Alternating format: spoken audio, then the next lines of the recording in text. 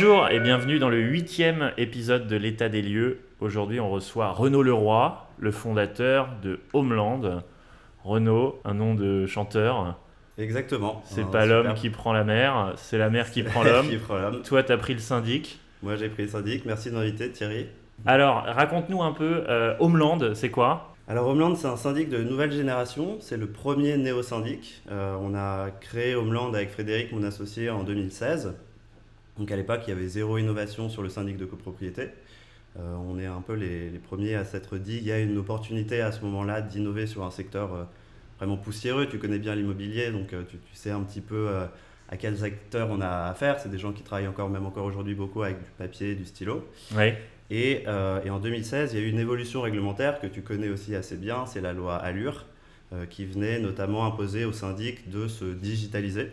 Donc c'est assez marrant de noter que c'est un secteur où c'est le législateur qui est venu dire aux acteurs en place, bon ben les gars, il serait peut-être temps d'être un peu plus transparent, d'être un peu plus digital. Et il est venu aussi les priver d'une certaine partie de leurs revenus, puisque maintenant on est obligé pour chaque copropriété d'avoir un compte bancaire séparé où on va mettre la trésorerie de la copro. Donc avant, il faisait du revenu sur des produits de placement de la trésorerie. Ah ouais, il pouvait placer la trésor comme sur du Bitcoin? Il pouvait tout à fait placer comme sur du Bitcoin, il pouvait tout à fait placer la trésor de ta copro sur des comptes rémunérés et c'était une grosse partie de leur marge. Et c'est incroyable ça. Donc ça, ils n'ont plus le droit de le faire maintenant. Ils ont aussi un forfait, donc un contrat qui est réglementé.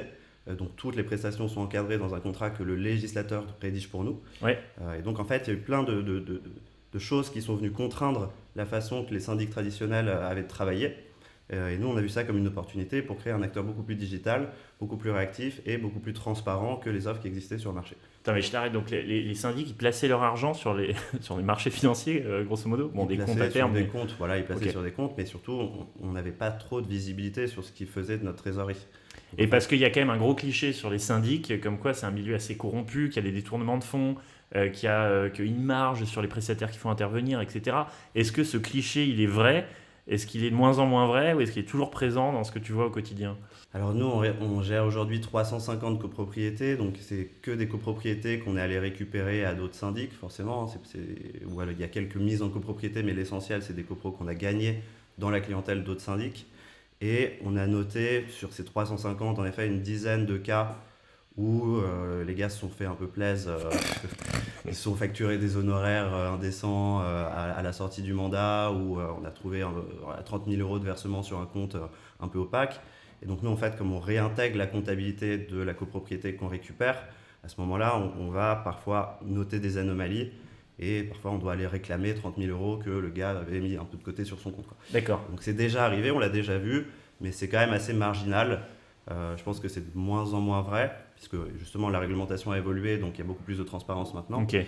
Et après, on ne sait pas exactement ce qu'ils font avec leurs prestataires, mais on sent qu'il y en a qui ont une certaine proximité avec des prestataires avec lesquels ils travaillent régulièrement. Il n'y a pas des appels, comment ça s'appelle Ils font des appels d'offres alors ça, pour le coup, je pense que c'est encore assez fréquent. Ils vont faire des appels d'offres où ils ont un prestataire qui sollicite très régulièrement et peut-être un autre qui va faire un devis mais beaucoup plus élevé. Enfin, c'est peut-être de cette façon-là qu'ils vont réussir à biaiser des appels d'offres.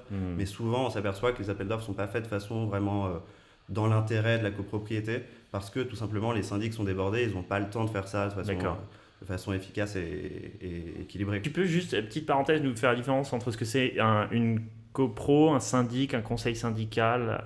Ouais, alors la copropriété, en fait, dans un immeuble, à partir du moment où tu as deux propriétaires, ça forme une copropriété. Donc, quand tu as une copropriété, tu as des parties communes, par exemple la porte d'entrée, la cage d'escalier, la toiture, c'est des parties communes. Donc ça, c'est la copropriété. Le syndic est obligatoire dans chaque copropriété, donc c'est lui qui va se charger des parties communes, puisque généralement, quand tu es plusieurs à posséder quelque chose, par exemple le trottoir, là, on est tous propriétaires plus ou moins de ce trottoir, et personne n'a envie de s'en occuper. Et donc là, tu as un acteur obligatoire, qui est le syndic, qui doit s'occuper des parties communes. Donc dans chaque copropriété, il doit y avoir un syndic. Le conseil syndical, c'est les délégués de classe des copropriétaires. Grosso modo, chaque année, les copropriétaires vont se réunir en assemblée générale et ils vont désigner leurs représentants. Donc c'est un peu comme des délégués de classe qui vont tenir un peu la relation avec le syndic et prendre des décisions pour le compte de toute la copropriété. D'accord, donc c'est les représentants de la copro, son conseil syndical. C'est ça, voilà. Ok. Very interesting. Est-ce qu'on peut passer aux relations entre ton secteur et l'investissement locatif, qui est la raison d'être de Mastéos, qui, comme tu vois, est une boîte digitale, mais qui continue à écrire sur de la pierre. Dis-nous, par exemple, une des grandes variables qui affectent mes clients investisseurs, les charges de copro, d'où elles viennent, comment elles sont calculées, pourquoi d'un immeuble à l'autre, elles peuvent faire x3 pour les mêmes prestations. Qu'est-ce que c'est que cette espèce de brouillard qui est autour des charges de copro Comment elle s'explique? C'est vrai qu'il y a peu de gens qui s'intéressent à ça et on a l'habitude de recevoir ces appels de charges et de les payer sans trop se poser de questions parce que c'est assez compliqué à comprendre et puis on n'a pas forcément le temps et c'est pas des sujets qui passionnent beaucoup de monde. Donc parfois souvent les gens payent sans savoir trop ce qu'ils payent. Parfois ils pensent d'ailleurs qu'ils payent le syndic. Ils pensent que c'est mes honoraires, ils payent leurs appels de fonds, ils croient que c'est mes honoraires. Non. En fait, les charges de copropriété, ça va regrouper toutes les dépenses communes de la résidence, donc qui vont toucher les parties communes. Tu vas avoir le prestataire de ménage, le prestataire d'ascenseur, l'assurance de l'immeuble. Il y a toujours une assurance, il y a toujours un syndic dont il faut payer les honoraires. Et en fonction des copropriétés, tu vas avoir parfois, par exemple, l'eau qui va être une dépense toujours commune. C'est toujours la copropriété qui avance l'eau pour tous les résidents. Et parfois, tu as des compteurs. Et donc, s'il y a des compteurs, on va payer chacun sa consommation. Tu vas avoir parfois les charges de chauffage. Donc ça dépend si tu as une chaudière collective qui doit être entretenue par le syndic. Et dans ces cas-là, tu vas avoir des charges beaucoup plus élevées si tu es en chauffage collectif. Puisque tu parlais de la différence, tu vas avoir évidemment des charges plus élevées si tu as une gardienne qui est logée dans la résidence. Et tu vas avoir des charges plus élevées si tu as un syndic qui ne fait pas le travail de renégocier les charges chaque année. Bon, ça c'est la théorie, mais moi ce que je vois en pratique, c'est que d'un immeuble à l'autre, pour les mêmes prestations, j'ai des charges qui font du x3 ou du x4, qui est un gardien ou pas de gardien. Dans ma tête, c'est qu'il y a eu de la corruption au niveau du syndic, je sais pas, mais et puis je vois aussi un truc assez courant, c'est que plus la copro est grosse, plus les charges sont énormes, notamment on parle des... Tu vois, les bars en banlieue, les énormes copros, où tu as des immeubles qui, pour mes clients investisseurs, sont des appartements qui sont très rentables, mais les charges de copro qui viennent grever cette rentabilité et la neutraliser en fait. Donc comment on peut s'en sortir quand on a des énormes charges? Est-ce qu'il faut changer de syndic? Est-ce qu'il faut abandonner ce type de building Alors je pense que c'est évidemment lié au syndic. Et le problème dans les grosses copropriétés, c'est que tu as souvent des conflits politiques. Parfois c'est assez politisé, le conseil syndical est un peu politisé. Ils ont souvent des liens particuliers avec le syndic. Nous on a parfois du mal à rentrer dans ce type de copro parce que le syndic a conquis une partie des copropriétaires, souvent des copropriétaires âgés qui ne viennent pas aux assemblées générales ou bien qui donnent leur pouvoir sans trop regarder au syndic. Donc tu as parfois des syndics qui arrivent à verrouiller des grosses copropriétés et qui du coup laissent les charges exploser et parfois peut-être en effet ont des intérêts avec des prestataires. Et du coup la bonne façon de réduire les charges, c'est de changer de syndic avec quelqu'un qui va remettre en concurrence tous les contrats de la résidence. Et donc ça peut permettre parfois de faire de très grosses économies. Rien que sur un contrat d'assurance, on arrive souvent à obtenir 20-25% d'économie de charge, ou en changeant de prestataire de ménage. En fait, il y a toujours des optimisations qui sont possibles. Si ces copropriétés-là ont des charges trop élevées, n'hésite pas à m'envoyer leurs charges et je vais regarder s'il y a des optimisations, parce que nous, on a des outils qui permettent d'identifier les gisements d'économie.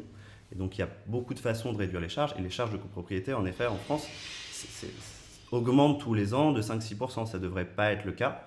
Ça devrait être diminué parce que c'est des contrats qui sont très rarement mis en concurrence. Ok. Et donc, changer de syndic, ou alors on peut peut-être mettre la pression sur son propre syndic si on n'a pas l'énergie pour en changer. Bon courage, parce que en fait, le syndic... il n'a pas d'obligation de te répondre et en fait ce qui se passe, on est quand même dans le marché de la non-réponse, c'est ça qui est terrible dans le secteur et pourquoi les gens sont vraiment insatisfaits de leur syndic, ils n'arrivent pas à le joindre tout simplement. C'est quoi le NPS du milieu du syndic, tu le connais un peu ou pas? C'est moins 70. C'est vrai? Ouais. Tu peux rappeler ce que c'est qu'un NPS à nos auditeurs? C'est le taux de recommandation, est-ce que tes clients sont aptes à te recommander? Je crois que ça va de moins 100 à 100, quelque chose comme ça. Ah d'accord, ok, et là moins 70. Je crois que c'est le pire secteur, c'est ça avec Ça doit être un des pires secteurs, tu dois avoir, je sais pas, l'assurance ou ce genre de choses. Ouais, c'est ça. Après, c'est un secteur où il faut comprendre que c'est pas... il y a des clients qui nous détestent pour une raison simple, c'est qu'on doit et c'est notre mission, c'est de défendre l'intérêt du syndicat des copropriétaires. Donc si tu as un copropriétaire qui ne paye pas ses charges, c'est pourtant mon client, et je dois le mettre en demeure de payer ses charges, je dois parfois lui envoyer des avocats. Donc lui, il ne va pas dire « Waouh, Homeland, c'est le meilleur syndic de la Terre », tu vois. Comment on fait pour changer de syndic? Alors c'est un process qui est très simple, mais qui fait un peu peur aux gens. Il suffit en fait d'envoyer un contrat de syndic à son syndic actuel par lettre recommandée. Donc par exemple, moi, je vais visiter ta copro, je vais te faire une proposition, je vais te faire un contrat loi Allure, et ça, tu dois l'envoyer par courrier recommandé à ton syndic. Donc lui, il est en train de travailler dans son bureau, et il voit que Thierry Vignal lui a envoyé le contrat d'un concurrent. Ouais. Et donc ça, il est obligé de l'ajouter à l'ordre du jour de la prochaine AG. Obligé. Il est obligé, ouais. Et donc du coup, moi, je me pointe à l'AG, qui a été organisée par ton syndic actuel. Donc là, tu as tous les copropriétaires. Super bien reçu, ouais. Et donc, ils ne nous reçoivent pas très bien. Parfois, ils nous font des coups bas. Et donc, à ce moment-là, je vais présenter Homeland devant toute la copropriété. Et vous allez voter à main levée, un peu comme dans une arène de gladiateurs. C'est la vie ou la mort. Ouais. Et du coup, si la majorité des copropriétés votent pour Homeland, ben, l'autre syndic a perdu le contrat et il s'en va. Mais ça doit être des scènes incroyables, non? Ouais, on en a une fois qui m'a piqué mon chargeur d'ordinateur. Ouais. Que je puisse pas tenir le reste de l'Assemblée Générale. Non. Ça, elle est partie avec le chargeur. C'est pas vrai. Ok. Ou bien ils font tout pour que tu puisses pas présenter, ou bien enfin, voilà, ils vont aussi un peu fausser les votes parce que c'est eux qui ensuite font le PV où tu vas répertorier les votes pour Homeland. Et donc parfois ils trichent sur le décompte des votes, ça s'est arrivé plusieurs fois. Et alors, tu as combien de copros là, tu m'as dit? Là on en a 350. 350 copros. Combien de syndiqués? 10 fois plus? Ça représente à peu près 12 000 logements. Et donc, tu as dû faire 350 fois ce manège d'être reçu par des concurrents et de leur piquer. Sauf pour 50 immeubles qu'on a rachetés à un concurrent qui partait à la retraite. Mais donc, sur les 300 autres, on les a gagnés en Assemblée Générale. C'est pas que moi qui fais ça, mais c'est mon équipe commerciale qui fait ça. Et c'est des moments vraiment particuliers. Parfois, tu vois, la geste se déroule dans une cave d'immeuble ou dans un local poubelle. Ou en fait, ils te mettent dehors quand tu as gagné le contrat, donc il faut que tu trouves un endroit pour finir l'Assemblée Générale. Donc c'est des moments commerciaux. Je connais pas d'autres marchés. Ouais. Je connais pas d'autres marchés. Enfin, tu viens quand même te servir dans le portefeuille client de ton concurrent, et c'est lui qui organise le moment où tu gagnes le contrat. Donc c'est hyper pervers comme truc. C'est très particulier, c'est extrêmement particulier. Ok. Et t'as assisté à combien d'assemblées générales dans ta carrière Ce qui est marrant, c'est que la première AG à laquelle j'ai participé, en tant que syndic, c'était ma première AG. Parce que moi, tu vois, je ne travaillais pas dans l'immobilier, on ne vient pas de ce milieu avec mon associé. Et donc, la toute première AG que j'ai tenue, c'était la première AG à laquelle je participais. C'est pour ça qu'on fait le métier de façon un peu différente. On n'a pas pris de mauvais codes du métier. De biais, ouais. Et du coup, là, je dois en avoir 200. Ouais. À ton actif. Ouais, 200 AG à mon actif, ouais. Et pour mes investisseurs locatifs, quand ils achètent des appartements, au niveau de la due deal, l'analyse du dossier en amont de la signature, c'est souvent le syndic qui pose problème, parce que soit ils n'envoient pas les documents, soit ils envoient que partiellement les documents en gardant ceux qu'ils ne veulent pas montrer. Toi, tu conseilles quoi dans un processus d'achat? Qu'est-ce qu'il faut vérifier et comment résister à un syndic qui est un peu lent? Alors, c'est compliqué de résister à un syndic un peu lent. On a le même problème quand on récupère un immeuble. Parfois, il faut vraiment les mettre en demeure pour obtenir les documents. Donc ça malheureusement, à part des mises en demeure, on ne peut pas faire grand-chose. Ils n'ont pas d'obligation là-dessus. Enfin, c'est compliqué de les mettre à l'amende, on va dire. Après, ce qu'il faut regarder, c'est typiquement sur la copropriété, sur les derniers PV d'AG, est-ce qu'il y a des gros travaux qui ont été votés? Parce que c'est celui qui sera propriétaire au moment de l'appel de charge qui va devoir payer. Et ça c'est facile à vérifier? Ouais, c'est assez facile. Il faut lire les 3 derniers PV. Donc, c'est des documents qui ne sont pas toujours super digestes. Mais généralement, tu vois, projet de travaux, s'il y a un ravalement, et normalement, il doit y avoir l'échéancier des appels de charge. Et si c'est toi qui es propriétaire au moment de l'appel de charge, c'est toi qui vas devoir payer les travaux. Mais est-ce que c'est facile de comprendre ton nombre de tantièmes appliqué à cet échéancier et de comprendre que ça va te coûter tant? Est-ce que c'est un exercice intellectuel complexe ou Alors ça, pour le coup, normalement, c'est le syndic qui doit le faire dans son pré-état daté. C'est un document qu'on est obligé de fournir au moment du projet d'acquisition. Et là, on va te dire, voilà les appels de charge que tu vas devoir supporter. Et donc, normalement, c'est clair. Après, voilà. Donc, dans le pré-état daté, on sait à quelle sauce on va être mangé après la vente. Ouais, exactement. Okay. Et donc après, voilà, en fait, le problème, c'est que tu as 7000 syndics en France. Donc 7000, c'est presque autant que des bouchers. Donc en fait, c'est vraiment des artisans, les syndics, et chacun travaille un peu à sa façon. Et donc, si tu as de la chance, tu tombes sur un syndic transparent qui fait les choses proprement. Si tu n'as pas de chance, tu tombes sur un mauvais syndic et tu dois naviguer dans un paysage un peu incertain. Et donc, il faut mesurer un peu ce risque-là dans ton investissement, quoi. D'accord. Bon, vivement que des acteurs comme vous couvrent une grande partie du parc pour simplifier un peu le process et diminuer les charges, et donc augmenter les rentabilités. Et oui, on parle d'investissement locatif. Est-ce que tu as une expérience dans l'investissement locatif? Est-ce que tu as déjà fait un investissement, toi? J'ai pas encore fait d'investissement locatif, non. Mais je serais ravi d'explorer ça avec Mastéos. Très bien. Du coup, cette partie de l'interview va être courte. Par curiosité, qu'est-ce qui fait que t'en aies pas fait jusqu'à présent? Tu manquais de capacité d'emprunt? Ça te fait peur? C'est quoi le... J'ai jamais pris trop le temps de me pencher sur le sujet. On va dire que c'est plus un sujet de temps. C'est pour ça que je suis ravi de voir des acteurs comme Mastéos qui vont pouvoir déléguer, prendre à leur charge toute cette partie chronophage. Parce qu'en effet, moi, je passe mon temps dans des sujets de copropriété. Je comprends ces sujets, mais c'est mon quotidien déjà dans ma vie professionnelle. Donc me rajouter ça dans ma vie personnelle, c'est peut-être un peu lourd. Et donc j'ai jamais pris trop le temps de me pencher sur la question. Et par ailleurs, je suis en train d'acheter une maison pour y vivre aussi. Donc c'est Où peut-être ça? quelque chose à faire en parallèle à Marseille. Très bien. Dernier point, le bâtiment, je crois que c'est une source de pollution assez massive. J'ai plus les stats exactes, mais je crois que c'est 20% de la pollution mondiale. Ouais, exactement, c'est 20% des Donc émissions en fait, j'avais les stats exactes. de gaz à effet de serre. Ouais. Donc c'est le plus gros pollueur, c'est le secteur qui pollue le plus que le transport avec l'industrie. Qu'est-ce que vous faites pour lutter contre ça? Alors nous, du coup, en tant que syndic, on a une grosse responsabilité là-dedans. Enfin, en tout cas, nous, on le prend très à cœur. Parce que c'est nous qui allons accompagner les copropriétés sur leurs gros travaux de réhabilitation énergétique. Et donc, on a une capacité à obtenir des financements pour permettre ce type de travaux. Parce que oui, il y a le sujet de la rénovation énergétique et des passoires thermiques en ce moment. Ouais. Vous, ça vous concerne? Vous avez des aides? Alors du coup, nous, on est là pour obtenir des aides pour nos copropriétés. Donc en fait, on peut identifier des copropriétés qui sont des passoires thermiques. Et donc ça rejoint le sujet des charges qu'on a évoqué tout à l'heure, parce que les charges de chauffage, c'est un très gros poste dans la résidence. Et donc, on va par exemple accompagner des copropriétés dans la rénovation de leur chaudière, passage d'une chaudière fuel à une chaudière au gaz. Là, tu vas économiser beaucoup sur la consommation de chaleur et sur les émissions de gaz à effet de serre. Et donc, nous, en tant que syndic, on intervient pour les aider à trouver des financements, pour trouver des prestataires qui savent faire ça de façon efficace. Donc ça, c'est un gros sujet. Nous, ce qu'on fait aussi, c'est qu'on fait passer toutes nos copropriétés à l'électricité verte produite en France et à meilleur coût que les contrats EDF classiques. Donc ça, on le fait systématiquement pour le compte de nos clients. Donc ça représente, on a mesuré ça représente la consommation annuelle de 3 tours Eiffel qu'on a fait passer sur de l'électricité verte sur tout notre parc. On trouve ça assez marrant comme stat. Ok. Et donc tous les enjeux de rénovation énergétique et de gros travaux, il y a plein de travaux qu'on peut faire, isoler les combles, isoler les réseaux de chauffage, mettre des robinets thermostatiques. En fait, ça, c'est plein de choses qui peuvent être financées par des pollueurs au moyen des C2E, enfin, des certificats d'économie d'énergie.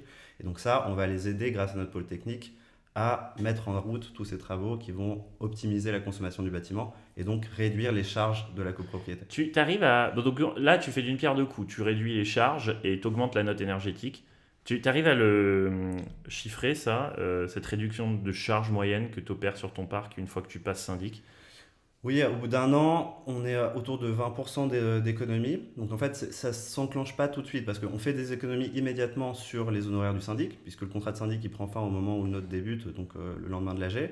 En revanche, pour les autres contrats, ils ont des dates d'échéance. Donc par exemple, l'assurance est souvent au 1er janvier. Et sur l'assurance, on va avoir 20% d'économie aussi. Et donc en fait, tout ça va se traduire par autour de 20% au bout d'un an. Et jusqu'à 25% au bout de 2 ans. Tu as de l'écart type par rapport à cette moyenne sur des copros? Tu as vu des énormes gains?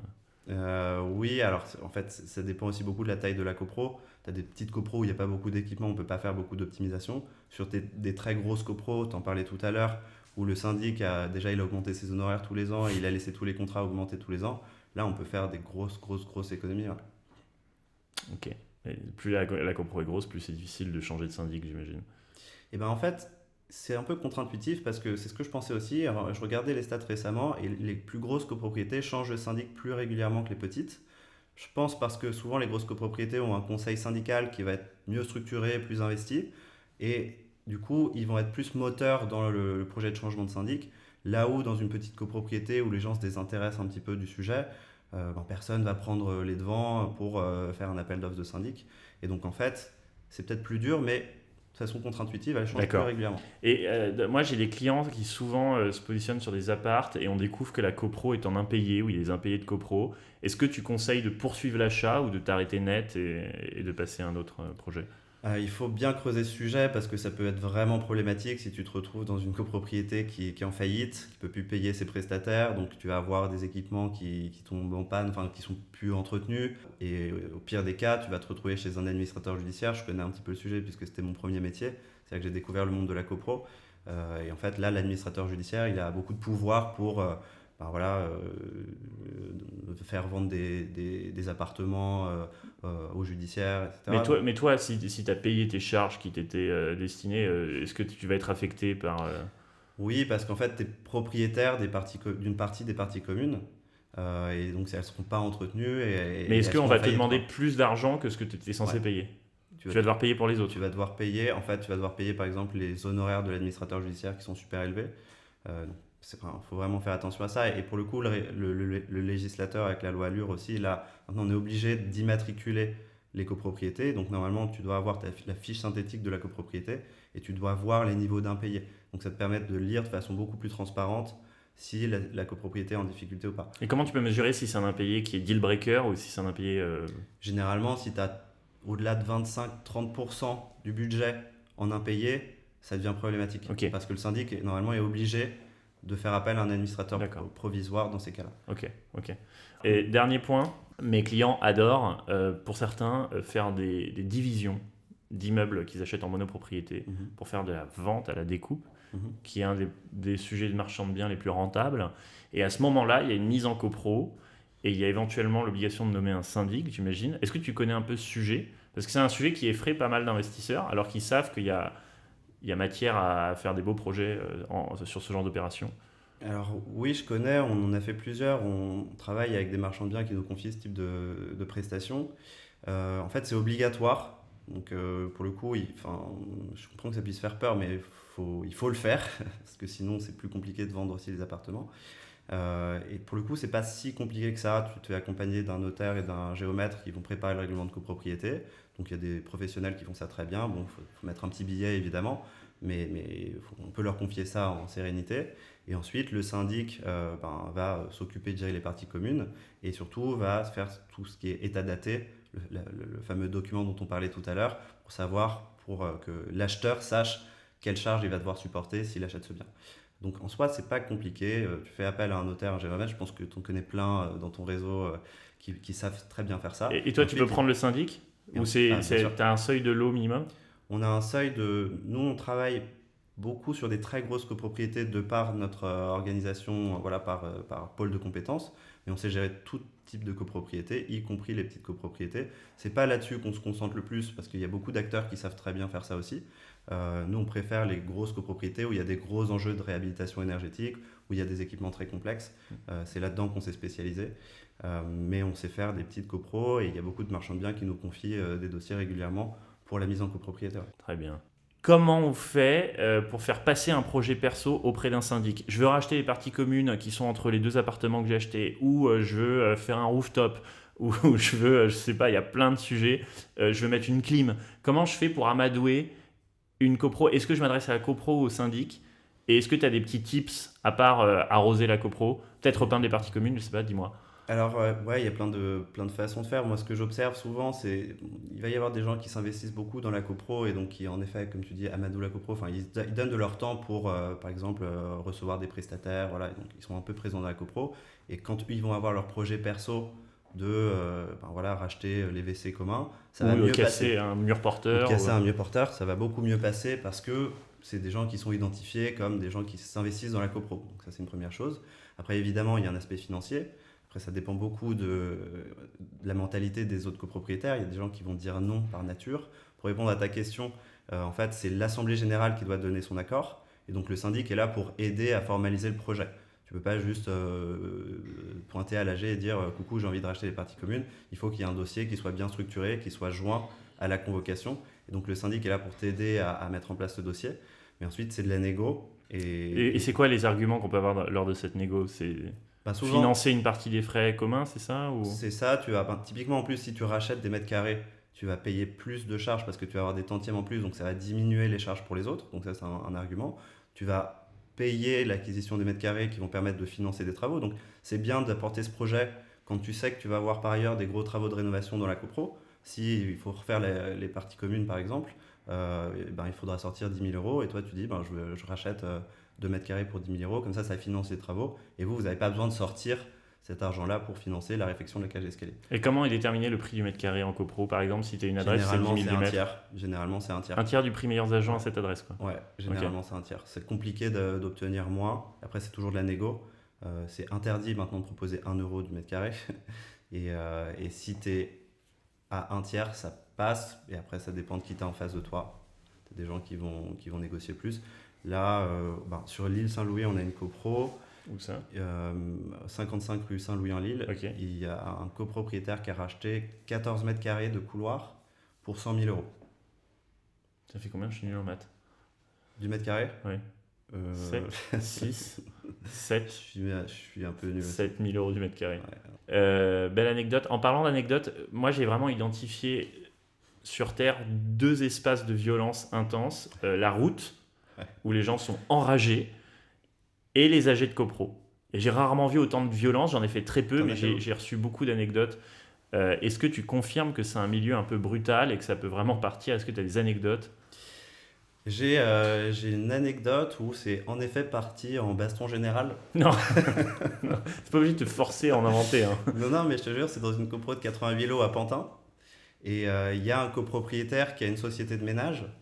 Et en fait, l'ancien syndic avait contracté avec cette société de ménage, donc gros conflit d'intérêts. Et donc nous, ils nous ont confié la responsabilité de changer de prestataire, etc. Et donc on a présenté ça à l'Assemblée Générale, et là, les mecs ont commencé à se gueuler dessus forcément, et ils n'étaient pas d'accord, et donc ils ont commencé à se castagner dans l'AG, quoi. Et donc tu as dit général, donc c'est les bastons, et ça a impliqué d'autres... Ça veut dire que t'en as qui commencent à se castagner, et les autres qui essaient de se séparer, qui comparent. Et... Mais toi, t'étais là et t'es intervenu? Nous on essayait... Tu sais te battre, toi? Alors moi je fais un peu de boxe anglaise. D'accord. Et surtout j'ai mon responsable technique Marc-Antoine qui fait beaucoup de rugby. Et donc on essayait un peu de séparer les récalcitrants. Et non, c'était marrant. Donc ça c'est la meilleure anecdote. Après j'ai des anecdotes où j'ai vu par exemple quand on arrive et qu'on doit pitcher au Bland, on assiste au début de l'AG. Et en effet tu as parfois des syndics qui se mettent à fond dans l'arme parce que... les copropriétaires sont horribles entre eux et avec le bilan du syndic. Bon, après, il y a des syndics qui sont très mal organisés, donc ils méritent parfois qu'on leur explique qu'ils font mal leur travail. Mais j'en ai vu qui craquaient en AG. Honnêtement, les AG violentes, j'en ai vu quelques-unes, mais c'est pas du tout la norme, contrairement à ce qu'on pourrait croire. D'accord. Après, encore une fois, ça dépend de comment est gérée la copro, ça dépend de la population de la copro. Ce qui est sûr, c'est que rien se ressemble et ça peut parfois arriver à des trucs invraisemblables. Merci Renaud d'avoir participé à ce podcast. Renaud le roi du syndic en l'occurrence. Merci Thierry. Merci à tous pour ce 8e épisode de l'état des lieux. N'hésitez pas à vous abonner et à bientôt. Au revoir.